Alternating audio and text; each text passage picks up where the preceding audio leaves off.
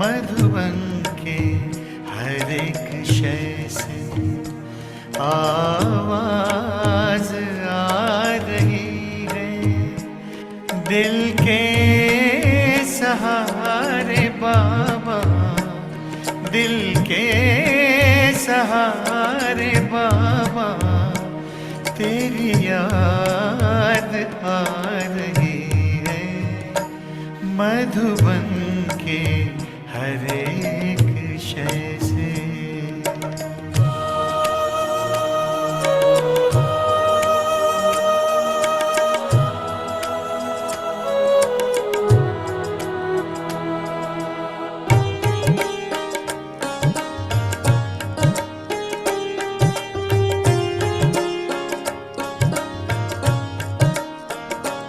कुटिया की ओर जाए तो फूल और लताएं, कुटिया की ओर जाए तो फूल और लताएं, बढ़ कर के राह रोके कुछ मंद मंद गाए,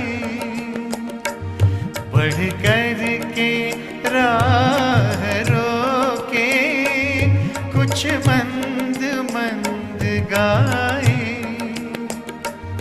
ओ प्राण प्यारे बाबा, ओ प्राण प्यारे बाबा, तेरी याद आ रही है। मधुबन के हर एक शय से।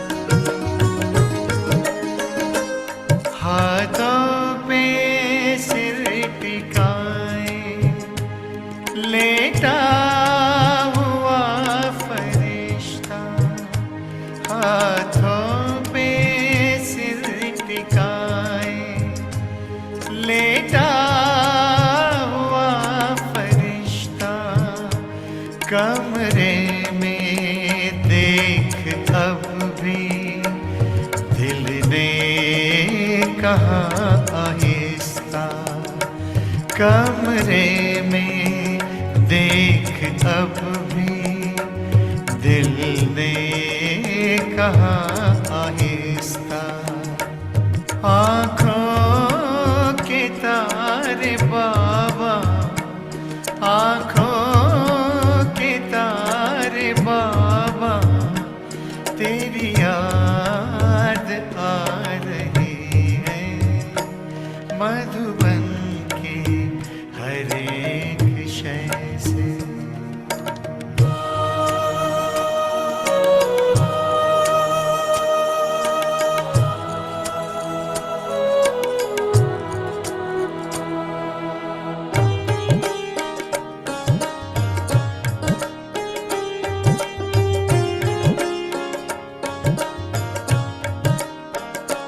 संदली पवन चली जो संदली से होके गुजरी, संदली पवन चली जो संदली से होके गुजरी, वो शांति स्तंभ छूकर सारे जहां में बिखरी, वो शांति स्तंभ छूकर सारे जहां में बिखरी।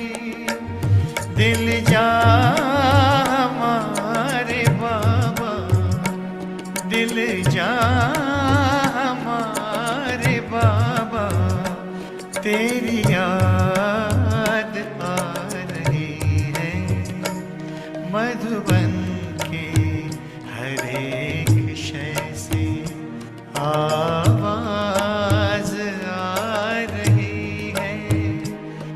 दिल के सहारे बाबा तेरी याद आ रही है। मधुबन के हर एक शय से, हर एक शय से, हर एक शय से।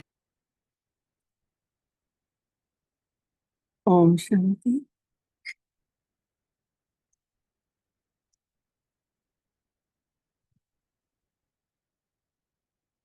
अॼु मिठड़े बाबल जी मिठड़ी वाणी आहे 7 फरवरी 2026 जी। अॼु शिव बाबा भोलोनाथ असां आत्माउनि खे सम्झाणी ॾिनी अथऊं। धारणा जे मथां सॼी मुरली हली आहे कि केतिरो असां जीवन में उतारियूं था पिया परमात्मा जूं जेके शिक्षाऊं मिलनि थियूं। ऐं बाबा त ॼाणी ॼाणण हार आहे ई, वरी बि ॿारनि जी भावना कीअं ॿार ग्रहण करनि था, केतिरो बाबा सां प्यार आहे ॿारनि खे, उहो सभु अॼु जी वाणी में महसूस थो थिए। त अॼु बाबा मिठड़ा चवनि था, मिठड़ा ॿार ॿुद्धीअ में हिकु करो हिकिड़े परमात्मा जी यादि वसियल हुजेव। ॿुद्धीअ में हिकु करी हिकु परमात्मा जी यादि वसियल हुजेव, तॾहिं बि सम्झो ॾाढा भागनि वारा आहियो। ॾाढो वॾो भाग्य आहे असांजो जो दुनियावी ॻाल्हियुनि में अॼु संसार वारा माण्हू पिया आहिनि, लेकिन असां हिकु परमात्मा जे प्यार में खोयल आहियूं, परमात्मा जी वाणी ॿुधण लाइ प्यासा आहियूं। अहिड़ा कोई संसार में हूंदा? हर ॻाल्हि में ख़ुशि आहियूं। जेको खाराए जाते विहारे, जेको पाराए जाॾे वठी हले, हर ॻाल्हि में मौज लॻी पई आहे, छोकी बाबो मिठड़ो गॾु आहे।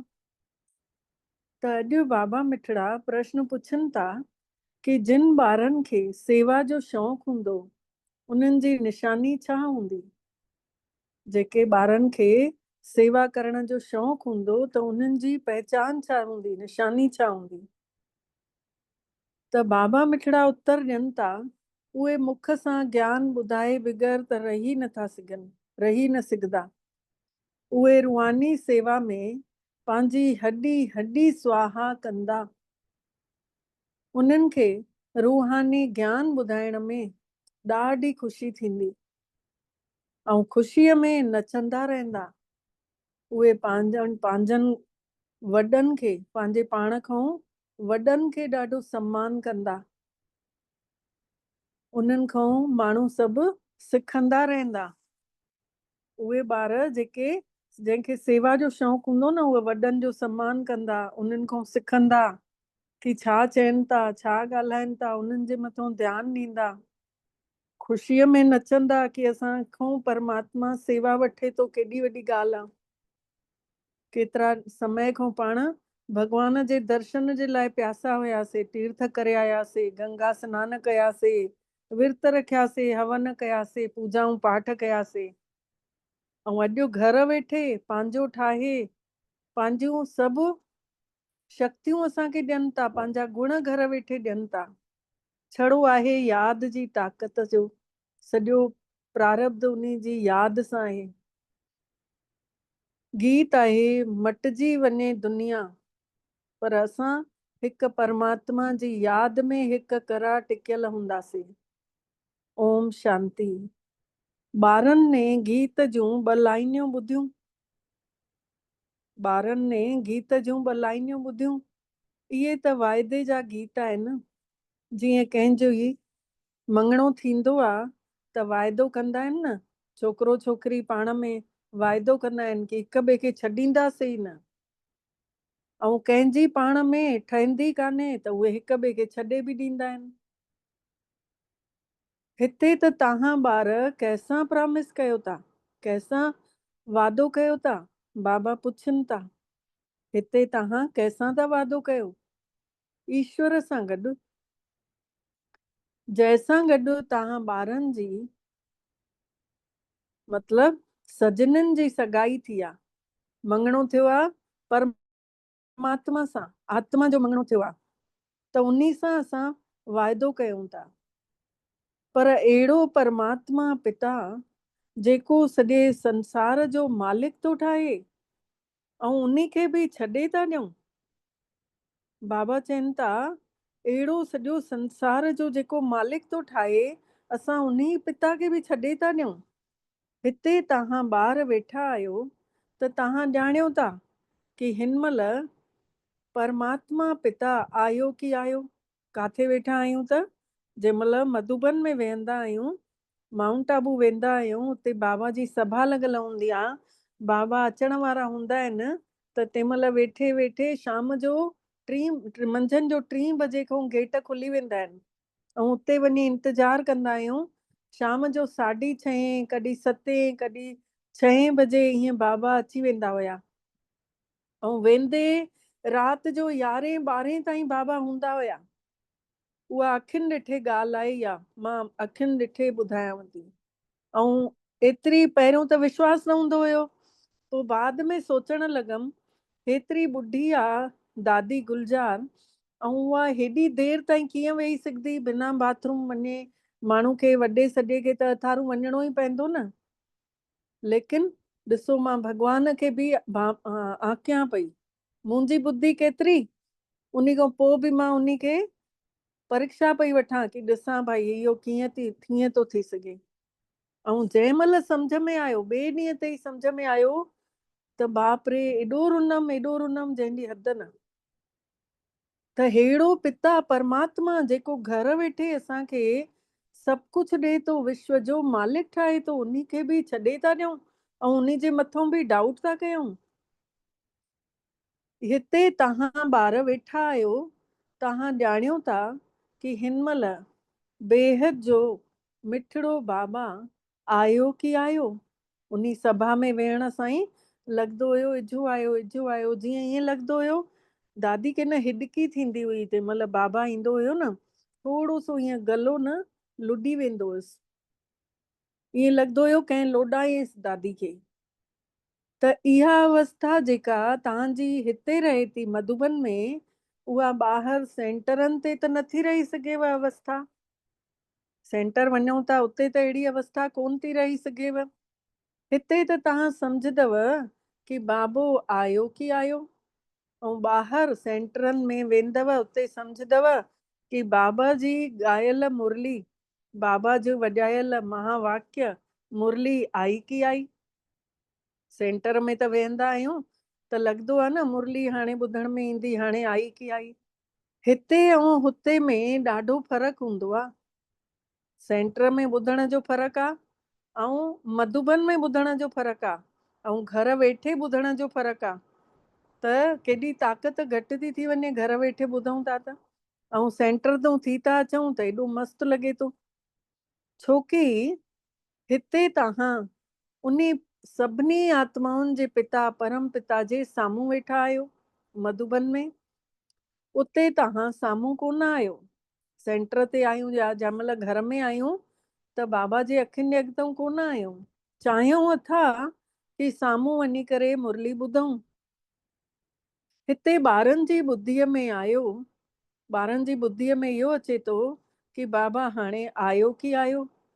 जीअं ॿिया सत्संग हूंदा आहिनि उते त उहे सम्झंदा आहिनि फलाणो स्वामी ईंदो, ॿियनि सत्संगनि में ईअं सम्झंदा आहिनि फलाणो स्वामी ईंदो। पर इहे ख़्याल बि सभिनि जा हिकु जहिड़ा त न हूंदा। केतिरनि जी ॿुधी त अञा ॿिए पासे बि भटकदी रहंदी आहे। कंहिंखे मुड़ुसु यादि ईंदो, कंहिंखे मिट माइट यादि ईंदा आहिनि। ॿुद्धीअ जी तार हिकु गुरूअ सां बि नथी टिकेनि पई। गुरू अॻितो वेठो हूंदो अथनि पर तॾहिं बि ॿुद्धीअ जी तार हिकु गुरूअ सां बि न टिकियल हूंदी अथनि। जंहिंजा गुरू कयल आहिनि उन्ही जे लाइ बाबा चवनि था कोई विरलो ई हूंदो जेको स्वामीअ जी यादि में वेठो हूंदो। हिते बि ईअं आहिनि, बाबा चवनि था हिते बि ईअं ई आहिनि। ईअं न कि सभु शिव बाबा जी यादि में रहंदा आहिनि, ॿुधी काॾे न काॾे डुकंदी रहंदी अथनि। मिट माइट बि यादि ईंदा अथनि।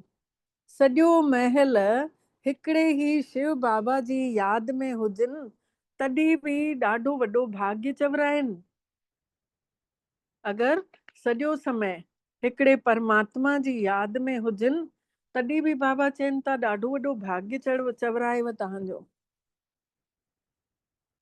हिकु करी यादि में त कोई विरलो ई रहंदा आहिनि। हिते परमात्मा जे साम्हूं रहण सां त ॾाढी ख़ुशी हुजणु घुर्जेव। अंदर ई अंदर सुख महसूस थियणु घुर्जेव। चवंदा आहिनि न कि सचो सुख पुछणो अथव, अति इंद्रिय सुख पुछणो अथव त कृष्ण सां गॾु जेके रहंदा हुया न गोप गोपियूं, उन्हनि खां पुछो। हिते त तव्हां परमात्मा जी यादि में वेठा आहियो ऐं ॼाणियो था कि हिन महिल असां भगवान जी गोद में आहियूं, पोइ वरी देवताउनि जी गोद में हूंदासीं, दैवी गुणनि में हूंदासीं। पोइ भले कंहिंजी ॿुद्धीअ में सेवा जा ख़्याल बि हलनि था, हिन चित्र सां करेक्शन करनि, इहो लिखनि, पर सुठा ॿार जेके हूंदा उहे सम्झंदा हाणे त बाबा खां ई ॿुधणो आहे। जेके सुठा सुठा सेवादारी ॿार हूंदा, जंहिंखे विश्वास थी वियो आहे भगवान जे मथां, उहे त चवंदा न कि असांखे त भगवान जी वाणी जे अलावा कुझु बि न ॿुधणो आहे। ॿियो कोई सोच अचण ई न ॾींदा उहे ॿार। परमात्मा पिता ज्ञान रत्ननि सां झोली भरण आया आहिनि, त मिठड़े बाबे सां ई ॿुद्धीअ जी तार जोड़णु घुर्जेव। नंबरवार धारणा करण वारा बि त हूंदा ई आहिनि न, जेके नंबरवार धारणा कंदा आहिनि। बाबा चवनि था सभु हिकु जहिड़ो त अंदर ज्ञान खणंदा कोन। कोई अॼु कंहिंखे सम्झ में आयो, कंहिंखे सुभाणे काई तुक सम्झ में आई।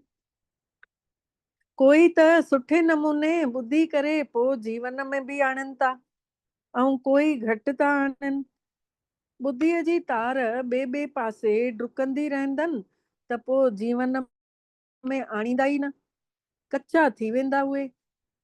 ॿुधण महिल बाबा चवनि था जंहिं महिल वाणी हले तंहिं महिल ॿुद्धीअ जी तार ॿिए पासे वेंदी रहंदनि न, त पोइ उहे त कचा थी पवंदा, पोइ त जीवन में आणे बि न सघंदा ज्ञान खे।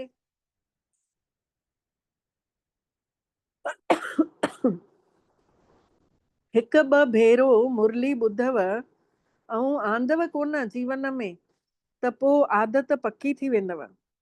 बाबा चवनि था ईअं न कि हिकु ॿ भेरो मुरली ॿुधव ऐं बसि जीवन में अची वेंदी, न, पोइ आदत उहा पकी थी वेंदव। पोइ केतिरो बि ॿुधंदो रहंदो न जीवन में आणे ई न सघंदो, कंहिंखे ॿुधाए बि न सघंदो। ऐं जेको जीवन में आणींदो त उन खे सेवा जो बि शौक़ु हूंदो। उछलंदो रहंदो, सोचींदो कि वञी करे हे ज्ञान जो धन दान करे अचां, छोकी हे धन त हिकिड़े परमात्मा जे सिवाय ॿियो कंहिं वटि आहे बि कान। शिव भोलोनाथ भंडारी परमात्मा इहो बि ॼाणनि था कि सभिनी खे हिकु जहिड़ी त धारणा थी बि न सघंदी, जीवन में आणे बि न सघंदा हिकु जहिड़ो। त सभु हिकु करो ऊंचो पद बि पाए न सघंदा। स्कूल में बि ॿार पढ़ंदा आहिनि त कोई फर्स्ट डिवीजन ईंदो आहे, कोई सेकेंड डिवीजन, त कोई पास छड़ो थींदो आहे, त कोई सप्लीमेंट्री ईंदो आहे, त कोई फेल थींदो आहे। त हिकु जहिड़ो हिते बि ऊंचो पद पाए न सघंदा, छोकी उन्हनि जी ॿुधी हेॾे होॾे भिटकंदी रहंदी आहे। भविष्य तकदीर एतिरी ऊंची नथी ठही सघेनि, अचण वारे समय में उन्हनि जो भाग्य एतिरो ऊंचो नथो ठही सघेनि। पोइ वरी स्थूल सेवा में पंहिंजी हॾी ॾींदा आहिनि। बाबा चवनि था पोइ जेके बि कोई बासण मलण जी सेवा आहे, काथे झाड़ू पोछे जी सेवा आहे, काथे लटा कपिड़ा धोइण जी आहे, काथे भाॼियूं कटे ॾियण जी, पोइ उन्हनि सेवाउनि में उहे व्यस्त थी वेंदा आहिनि। जंहिंजी ॿुधी ॿिए पासे भटकंदी आहे, पोइ उन जे भाग्य में ऊंचो पद बि न हूंदो आहे। पोइ सभिनी खे राज़ी त कंदा आहिनि न सेवाऊं करे, जीअं रोटी पचाईंदा, खाराईंदा, इहो बि त विषय आहे, इन में बि त नंबर मिलंदा आहिनि। पर जंहिंखे सेवा जो शौक़ु हूंदो न, त उहे मुख सां चवण बग़ैर रहंदा ई न, ज्ञान ॿुधाइण बग़ैर रहंदा ई न, जंहिंखे सेवा जो शौक़ु हूंदो न, पोइ बाबा बि ॾिसंदा बि आहिनि कि काथे देह अभिमान त कान अथनि। बाबा चवनि था, पोइ मां ॾिसंदो आहियां कि कंहिंखे देह अभिमान त न आहे, वॾनि जो सम्मान कनि था या नथा कनि। वॾे वॾे महारथियुनि जो सम्मान त रखिणो पवंदो आहे।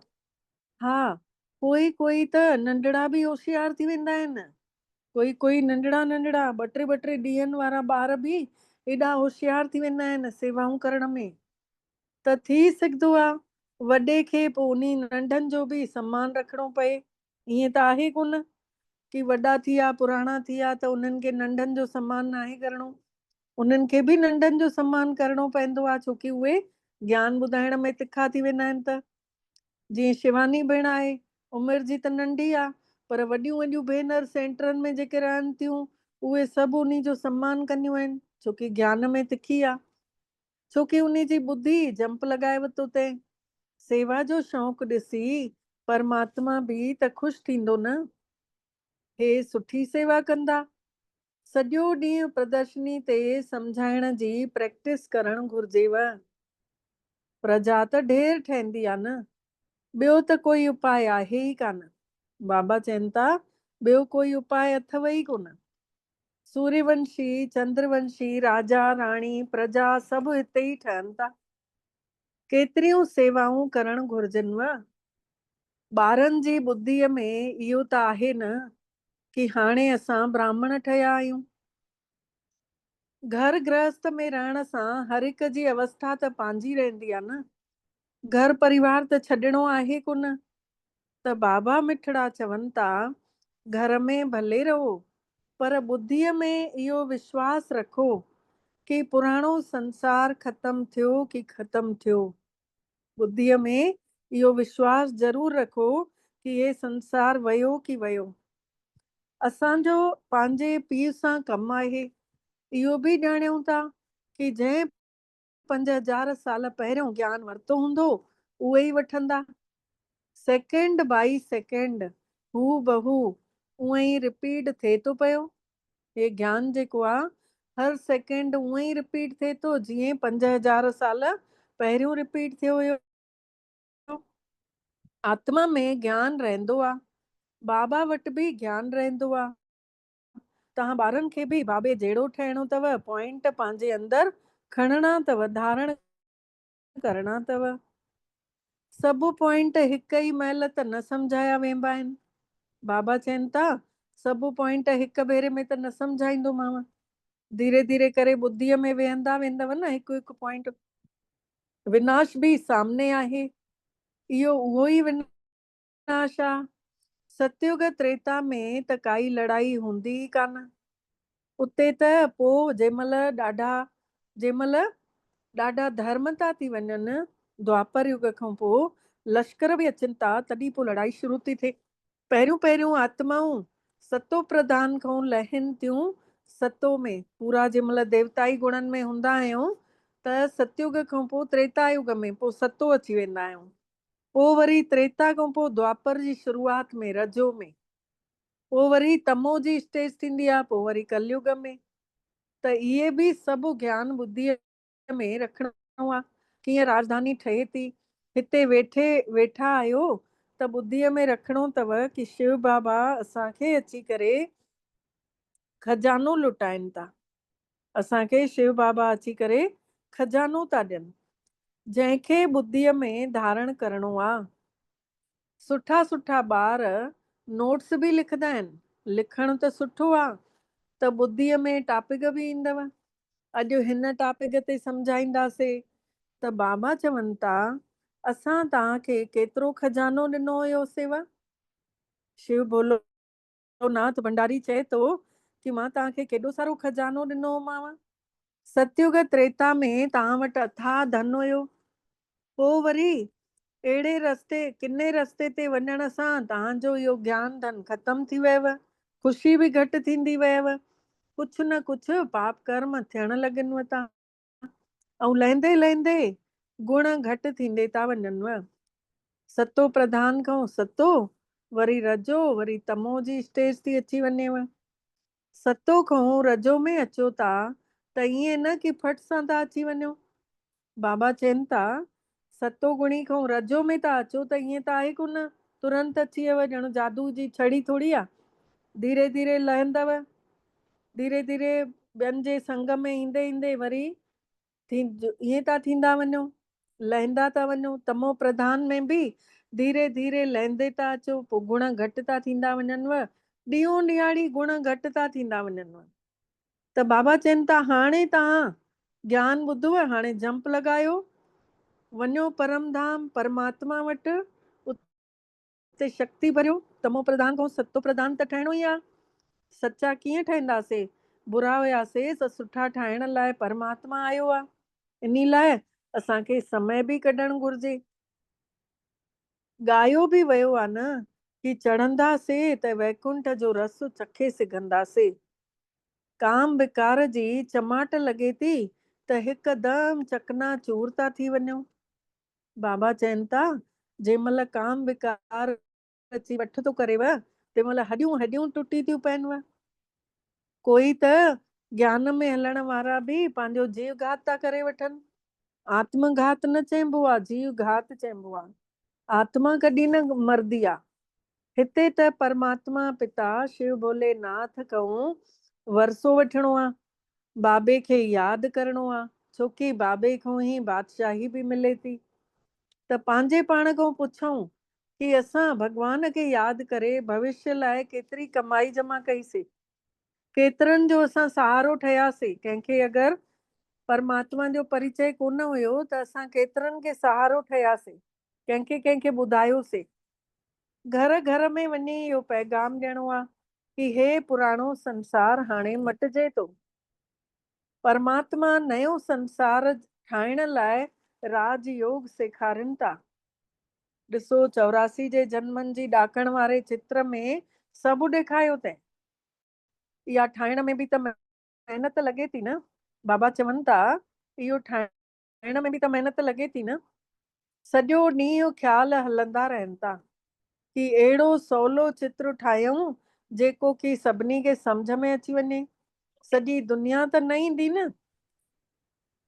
बाबा चवनि था सॼी दुनिया त हिक भेरे में न ईंदी न। धीरे धीरे करे ज्ञान सम्झ में ईंदो, धीरे धीरे करे जंहिंखे जेको पॉइंट सम्झ में ईंदो उन अनुसार अॻिते वधंदियूं आत्माऊं।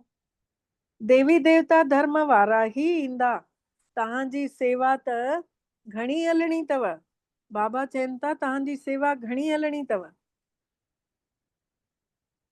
तव्हां त ॼाणियो था कि हे क्लास केसी ताईं हलंदो। उते त लखे साल जी उमिरि सम्झनि था।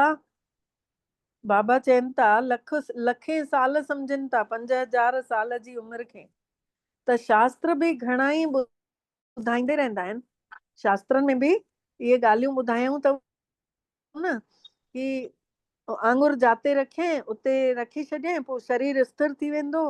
मतिलबु उहे जन न शास्त्रनि में ॻाल्हियूं लिखियल आहिनि कि आत्मा खे जेको ॼाणींदो आहे न उहो न आत्मा ई थी वेंदो आहे। मतिलबु केतिरो बढ़िया लिखियल आहे इहा ॻाल्हि कि जेको आत्मा खे ॼाणींदो आहे उहो आत्मा थी वेंदो आहे। त जेको ज्ञान मिले थो पाण खे आत्म स्वरूप में पोइ टिकण लॻूं था। त बाबा चवनि था कि ॾिसो शास्त्र त ॿुधाईंदे रहनि था, सम्झनि था। जॾहिं अंत थींदो तॾहिं सभिनि जी सदगति करण वारो दातार ईंदो। ऐं जेके असांजा चेला हूंदा उन्हनि जी गति थी वेंदी, असां बि वञी जोत में समाए वठंदासीं। पर ईअं त आहे कोन। बाबा चवनि था तव्हां हिन महिल ॼाणियो था कि असां अमर पिता खां सची सची अमर कथा ॿुधूं था। असां सभु पार्वतियूं आहियूं। असां पाए वरितो अथसीं बाबे खे। असां अजर अमर अविनाशी आत्माऊं आहियूं। ऐं असांजो परम पिता बि अमरनाथ आहे। असां पार्वतियुनि जो अमरनाथ आहे। त उहो असांखे सची अमरनाथ जी कथा ॿुधाए थो। त उहो अमर पिता जेको चए थो त उहो मञिणो बि त पवंदो न, जेको चवनि था मुरलीअ में। छड़ो त इहा ई ॻाल्हि चवनि था मूंखे यादि कयो, पवित्र ठहो, न त ॾाढियूं सजाऊं बि खाइणियूं पवंदव, पद बि घटि मिलंदव, सेवा में महिनत करणी अथव। जीअं दधीची ऋषि ने मिसाल ॾिनो तंहिं हॾियूं बि सेवा में ॾेई छॾियईं। दधीची ऋषि मतलब ॻुझे नमूने मतलब फल जी इच्छा न रखी करे सेवा कंदे रहूं कोई कुछ चए चाहे न चए, चाहे तारीफ़ थिए चाहे बुराई चयनि चाहे निंदा करनि, पर सेवा न छॾियऊं। पंहिंजे शरीर जो बि ख्याल न करे सॼो ॾींहुं सेवा में रहण, उन्ही खे चइबो आहे सेवा में हॾियूं ॾेवण। हिकिड़ी आहे हूंदी आहे जिस्मानी हॾी सेवा, ऐं ॿी हूंदी आहे रूहानी हॾी सेवा। रूहानी सेवा वारा रूहानी ज्ञान ही ॿुधाईंदा रहंदा। जेके रूहानी सेवा करण वारा उहे रूहानी ज्ञान ही ॿुधाईंदा रहंदा। धन दान कंदे ख़ुशीअ में नचंदा रहंदा। दुनिया में माण्हू जेके सेवा कंदा आहिनि उहे सभु जिस्मानी सेवा कंदा आहिनि। ॾिसो कंहिंखे रोटी खाराईंदा, कंहिंजो मोतियाबिंद जो ऑपरेशन कराईंदा आहिनि, कंहिंजो हॾियुनि जा उहो लॻाईंदा आहिनि, हथ नकली पेर, इहे सभु कराईंदा आहिनि। पर उन्ही सां बाबा चवनि था उहा त जिस्म उन्हनि जो ठीकु थियो, उन्हनि खे रोटी मिली, कंहिंखे कपिड़ा मिलिया, कंहिंखे कंबल मिलिया, वञी उहे वरी विकिणी था अचनि न, त उहा सखारती त नथी थिए न सेवा। अॼुकल्ह त कूड़ कपट बि खोड़ थी वियो आहे। शास्त्र ॿुधाइनि था उहे कोई रूहानी सेवा त नथा करनि। शास्त्र पढ़ी ॿुधाइनि था त उहा रूहानी सेवा त नथी। रूहानी सेवा त छड़ो रूहानी बाबा ही अची करे सेखारनि था। स्पिरिचुअल परमात्मा शिव भोलोनाथ भंडारी अची पंहिंजे ॿार आत्माउनि खे पढ़ाइनि था।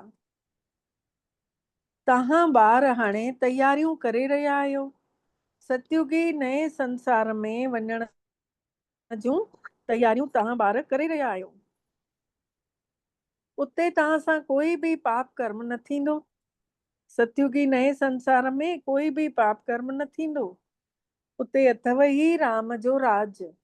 उते हूंदा ई थोरड़ा आहियो। हिन महिल त रावण जी राजाईअ में सभु दुखी लॻा पिया आहिनि। हे सॼो ज्ञान बि तव्हांजी ॿुद्धीअ में अथव, उहो बि नंबरवार जंहिं जेतिरी महिनत कई आहे यादि करण जी, उन्ही खे ओतिरो ई ॿुद्धीअ में वेठो आहे ज्ञान। हिन ॾाकण वारे चित्र में सॼो ज्ञान थो अची वञेव। बाबा मिठड़ा चवनि था, हे आख़िरी जन्म पवित्र ठहो त पवित्र दुनिया जा मालिक ठही वेंदव। तव्हांखे सम्झाइणो ईअं अथव जे माण्हुनि खे पतो पवे कि असां सतो प्रधान खां तमो प्रधान ठही विया आहियूं। अहिड़ो सम्झायो जे बाबा चवनि था माण्हुनि खे पतो पए कि असां कीअं सुठा हुयासीं ऐं अची हाणे कीअं तमो प्रधान थी विया आहियूं। पोइ वरी यादि जी यात्रा सां ई सतो प्रधान थींदासीं। ॾिसंदासीं त ॿुधी हलंदी। इहो ज्ञान त कंहिं वटि आहे कोन।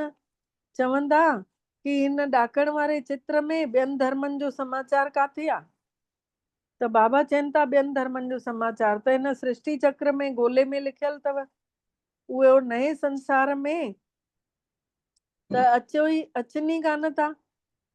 बाबा चवनि था उहे वरी हिन नए संसार में त अचनि ई कोन था। सतयुगी दुनिया में उन्हनि खे छड़ी शांती मिले थी। भारत में रहण वारा ई स्वर्ग में हुया न। बाबो बि भारत में ई अची करे राजयोग सेखारनि था। इन करे हे भारत जो पुराणो राजयोग चयो वियो आहे। हे भारत जो पुराणो राजयोग आहे।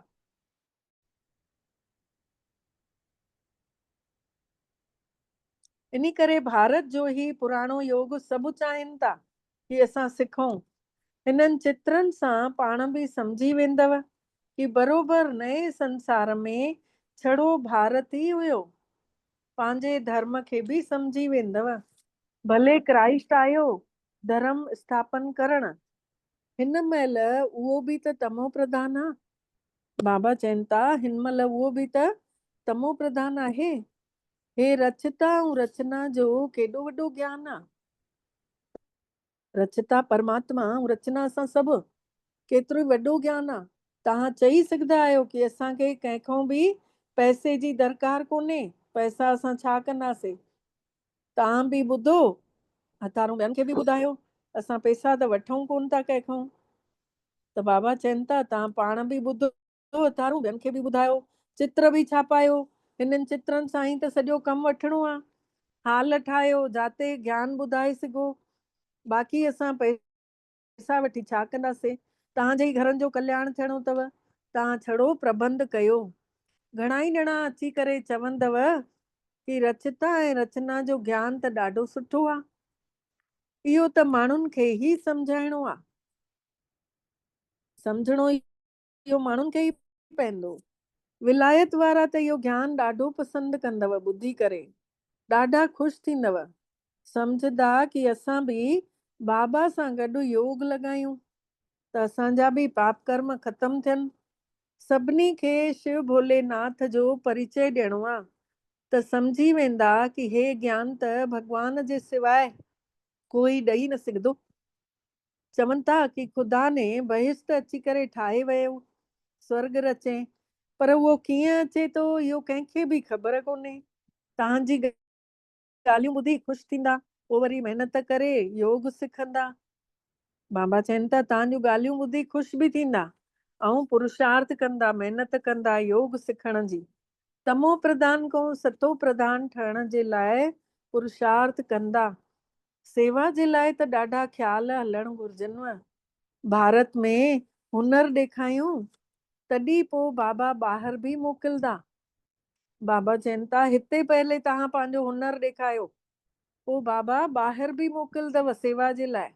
इहा ई मिशन वेंदी, इहा ई मिशन बाबा चवनि था वेंदी।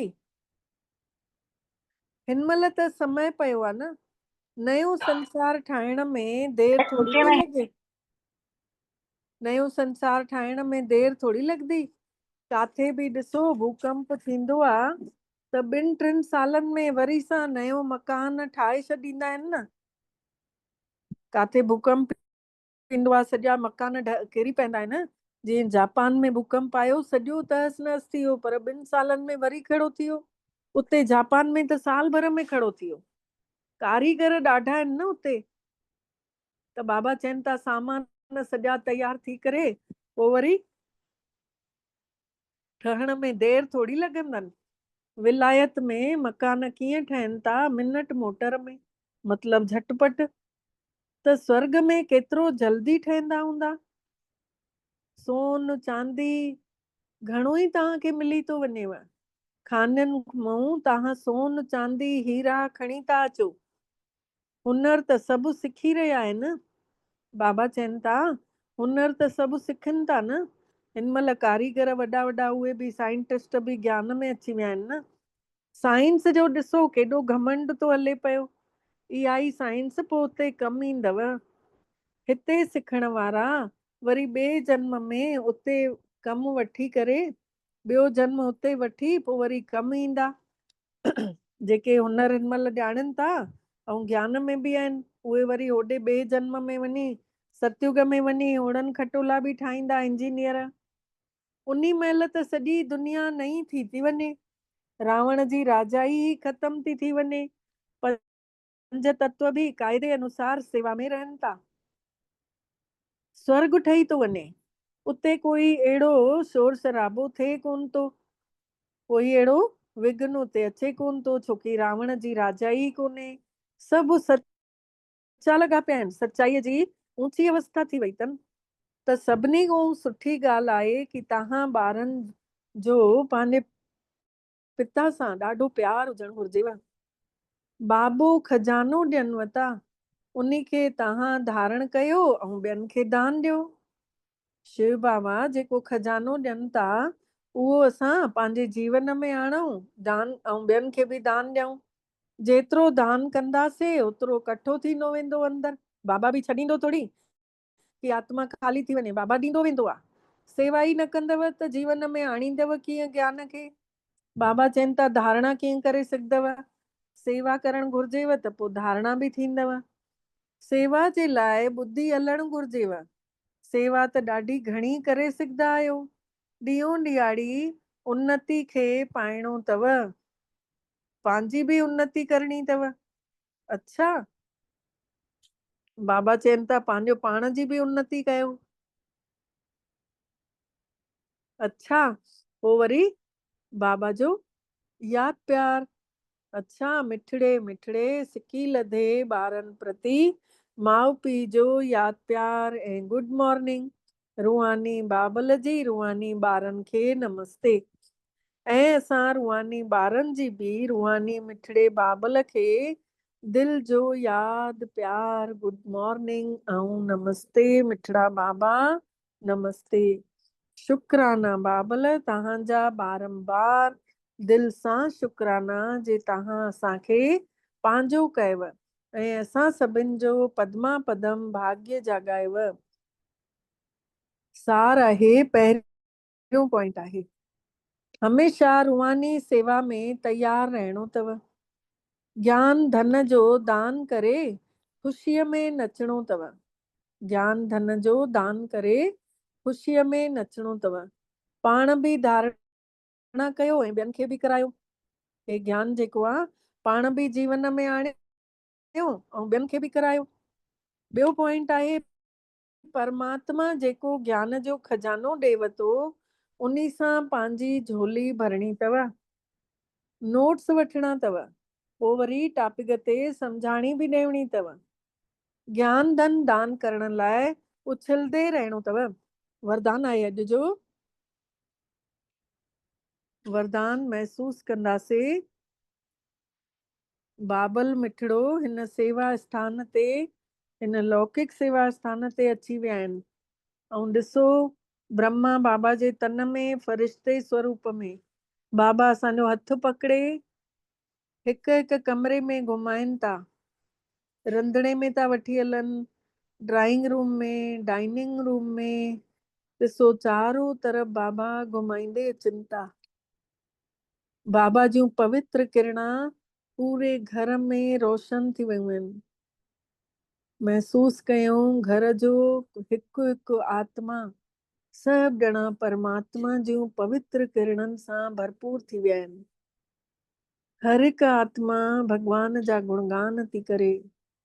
सभिनी खे ख़ुशी थी थिए कि बाबो आयो सदके मां सदके, गुरु पाण आया, गुरु पाण आया लाया सजाया, गुरु घर में आया लाॾा छो न ॻायां, फेरियूं छो न पायां, मुंहिंजो मिठड़ो बाबू आयो सदके वञा मां सतगुर, तो तां सारी जिंदगानी मूंखे छा मूं छा बणायो, तुंहिंजी केॾी महिरबानी। महसूस कयूं बाबल मिठड़ो चारों तरफ नज़र घुमाए पूरी पवित्रता जी खुशबू रूहानियत जी रंगत फैलाईंदे फैलाईंदे हिकु हिकु घर जे भातियुनि खे बि एॾियूं मस्तु किरणा ॾियनि था पिया। हिकु हिकु जे निरड़ ते आत्मा वेठल ख़ुशि थी थिए, सभिनि जा चेहरा चमकी था वञनि, हर काई आत्मा बाबा जे कढ था लॻी वञनि। महसूस कयूं हाणे बाबा असांजी अखियुनि जे अॻितां असांखे मथे ते हथु रखनि था, दृष्टि ॾियनि था, शक्ति भरनि था ऐं प्रेम सां मिठड़े ॿोलनि सां मथे ते हथु रखी वरदान ॿुधाइनि था। इहो वरदान असां जीवन में आणींदासीं। सचाईअ जी महानता सां हमेशा ख़ुशीअ जे झूले में झूलण वारा अथॉरिटी स्वरूप ठहो। सचाईअ जी महानता सां हमेशा ख़ुशीअ जे झूले में झूलण वारा अथॉरिटी स्वरूप ठहो। डिटेल आहे इन जो, सचाईअ जी अथॉरिटी स्वरूप ॿारनि जो गायन आहे कि सच त बीठो नच।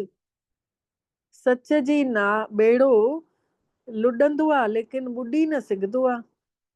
तव्हांखे बि कोई केतिरो बि लोॾाइण जी कोशिश करेव, लेकिन तव्हां सचाईअ जी महानता सां अञा ई ख़ुशीअ जे झूले में झूलींदा आहियो।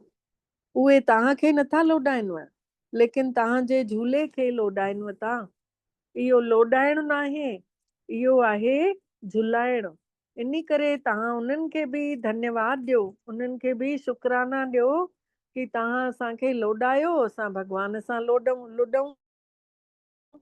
मतलब काई बि परिस्थिति अचे थी त असां हिलऊं न, हथारूं तेॾी महिल ज्यादा बाबा खे यादि कयूं, भॻवान खे घणो यादि कंदासीं त असांजा लोॾा लम्हा पाण ई ख़तम थी वेंदा।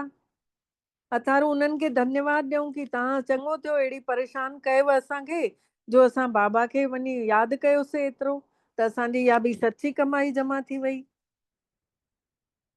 स्लोगन आहे, सभिनी शक्तियुनि जी लाइट हमेशह गॾु हुजेव त माया साम्हूं अची न सघंदव। सभिनी शक्तियुनि जी लाइट हमेशह गॾु हुजेव त माया साम्हूं अची न सघंदव। अव्यक्त इशारे जो पॉइंट आहे, एकता ऐं विश्वास जी विशेषता सां सफलता संपन्न ठहो। त एकता, स्वच्छता, महीनता, एकता सफ़ाई ऐं अंदर ई अंदर सूक्ष्म महीनता, मिठास, मन वाणी कर्म में महानता, इहे 5 ॻाल्हियूं हिक हिक जे हर क़दम में नज़र अचनि त परमात्मा जी प्रत्यक्षता सवली थी वेंदी।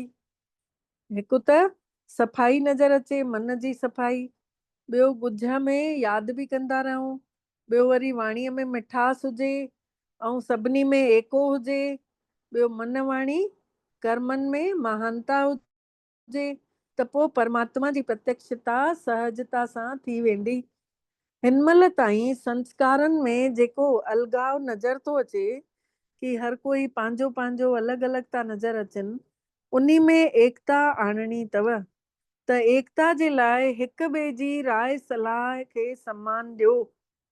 बाबा चवनि था अगरि एको आणणो अथव त हिक ॿिए खे सम्मान ॾींदा वञो। हाजी हाजी करे पंहिंजा वीचार ज़रूर ॿुधायो।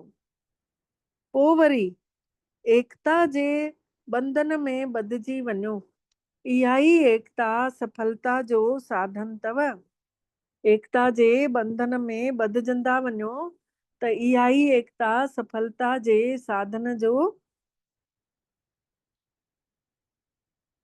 सफलता जो साधन अथव। अच्छा, ओम शांति। सॼो ध्यानु श्वासन ॾे खणी हलूं। श्वासां हलनि थियूं, श्वासां ॿाहिरि निकिरनि थियूं। सॼी हलचल महसूस कयूं ख़तम थी वई। होठनि जे मथां, चपनि जे मथां, नक जे हेठां जातों श्वासां महसूस थियूं थियनि कि हितां अचनि थियूं, हितां ई वञनि थियूं। हिक बि श्वास छुटण न पाए। साक्षी भाव, कॾहिं खॿे पासे जे नक ॾऊं, कॾहिं सॼे पासे ॾे नक ॾऊं। जीअं श्वासां हलनि थियूं हलण ॾियूं। बसि हर हिक श्वास ते पहिरो लॻाए छॾियूं। मन खे पूरी तरह एकाग्र करे छॾियूं। मन भटकण लाइ वञे थो या पुराणियुनि ॻाल्हियुनि ॾे थो वञे या भविष्य खे सोचे थो। जॾहिं जॾहिं मन भटके तॾहिं तॾहिं श्वासनि जे मथां ध्यानु केंद्रित करे छॾियूं कि श्वासूं अचनि थियूं ऐं श्वासां वञनि थियूं। अखियूं बंदि ई रहनि। धीरे धीरे मन खे मथे खां वठी पेरनि जी आङिरियुनि ताईं खणी अचूं। हर क्षण शरीर में कोई न कोई लहर, संवेदना महसूस थिए थी, सेंसेशन महसूस थिए थो। निर्णय ते हिकदम हिक करी आत्मा महसूस थिए थी। शरीर पूरी तरह स्थिर पियो आहे। गलो, नक, पेर काथे न काथे कुछ न कुछ खारिस थी थिए, काथे तनाव तो थिए, काथे कपड़नि जो खिचाव तो महसूस थिए। सब संवेदनाउनि खे महसूस कयूं। मन खे पूरे शरीर ॾे घुमाए अचूं। काथे सुठी अनुभूति थी थिए त काथे दुख अनुभूत थो थिए, काथे झंझनाहट थी हले। मन खे घुमाईंदे वञूं। खॿे पासे ॾे, सॼे पासे ॾे, खॿी भुजा ॾे, सॼी भुजा ॾे, कलाइनि ॾे, आङुरियुनि ॾे, कंधे ॾे, कपिड़नि जो महसूसु कयूं स्पर्श। काथे स्थूल सेवा, काथे सूक्ष्म सेवा महसूसु कयूं। 1 इंच ॾिसी करे वधंदा हलूं, पंहिंजे पाण खे ॾिसंदा हलूं।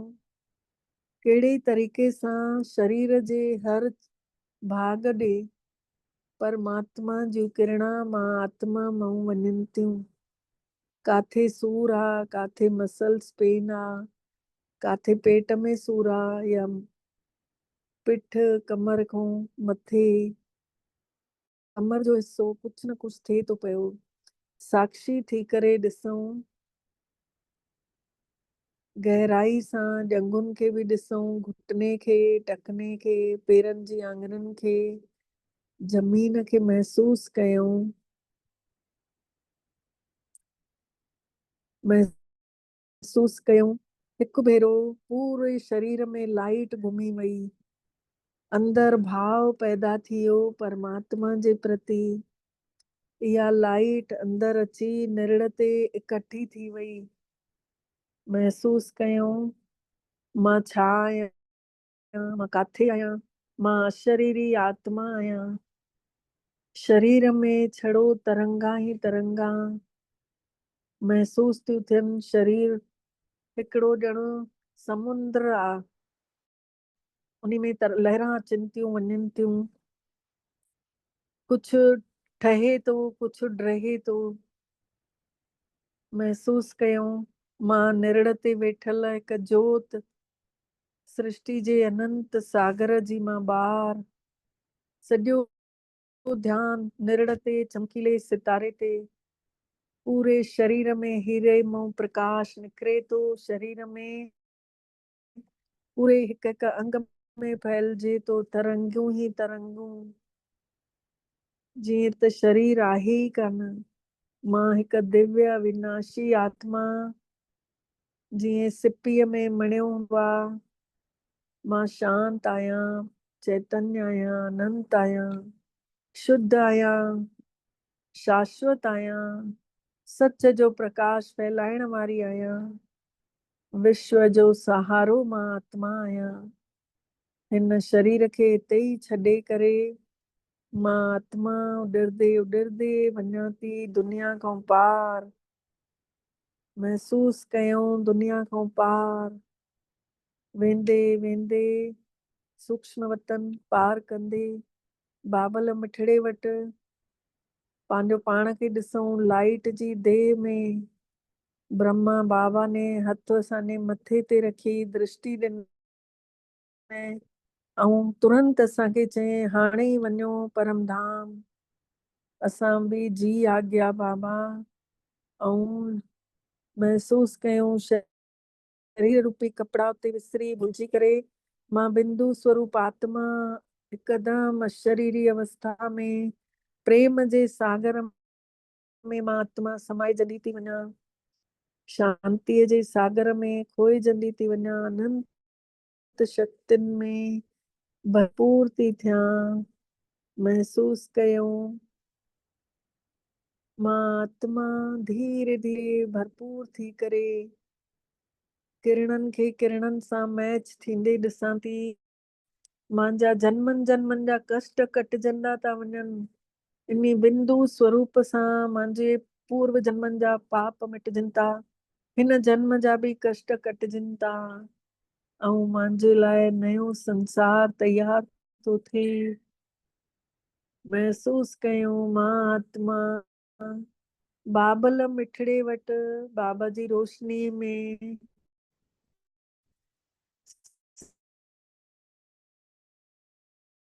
थी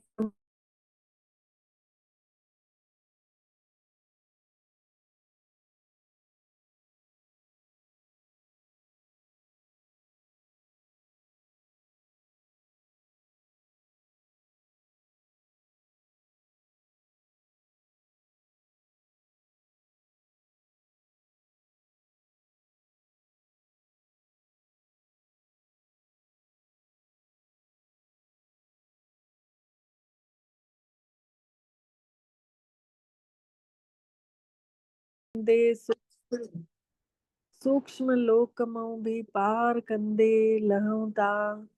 अची ब्राह्मण चोले में यादि कयूं सभु कुझु पहिरियों ॾींहुं, पहिरीं मुरली, पहिरियों मेडिटेशन, पहिरियों अहसास, तॾहिं खां वठी हाणे ताईं जो जीवन अमृत वेलो पहिरियों कयोसीं। जंहिं ॾींहुं शरीर में अचण वारियूं बीमारियुनि जा पेपर कीअं हुया, सेवाउनि में कीअं अॻिते आयासीं, ॾींहुं भर ॾिसूं पंहिंजो पाण खे चेक कयूं।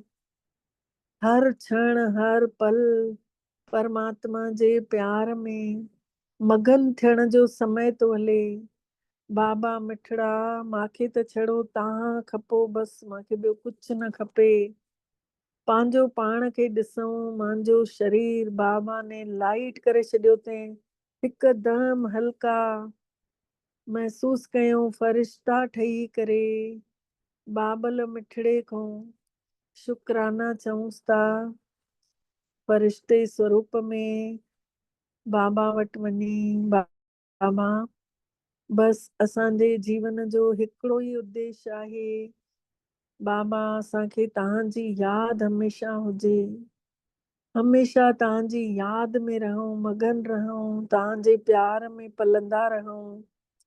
बाबा मूंखे अहिड़ी का दृष्टि ॾियो, अहिड़ी शक्ति भरियो जे मां हिकु श्वास बि बिना तव्हांजी यादि जे न बितायां। ऐं बाबल मिठड़े असां सभिनी खे वरदान ॾेई भरपूर करे छॾे, असां सभिनी खे ताक़त भरे छॾे।